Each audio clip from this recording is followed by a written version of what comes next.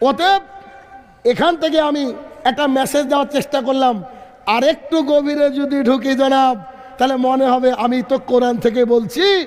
আসলে আমি কোরআন থেকে বলছি না। তাদের ধর্মগ্রন্থে বলা হচ্ছে এমন একজন ব্যক্তি আসবে, তার সাথে চারজন সঙ্গী থাকবে, তার সাথে চারজন সঙ্গী থাকবে। সে একটা মরুভূমির মধ্যে জন্মগ্রহণ করবে। তার বাবার নাম হবে বিষ্ণু আইয়াস। কি নাম হবে? বিষ্ণু আইয়াস।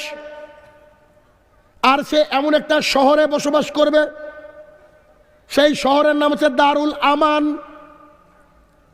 দারুল আমানে বসবাস করবে। তার লিঙ্গ ছেদ করা থাকবে। তার বাবার নাম হবে বিষ্ণু আইয়াস, মায়ের নাম হবে শান্তি। কি হবে? শান্তি। শান্তি। আর সে শান্তিপূর্ণ জায়গায় বসবাস করবে। মাধব মাসের 12 তারিখে তার জন্ম হবে। তিনার সাথে চারজন সঙ্গী থাকবে, যাদের সাথে থাকবে ঘোড়া। তোমরা যদি বাঁচতে চাও তাকে অনুসরণ করো। এবারে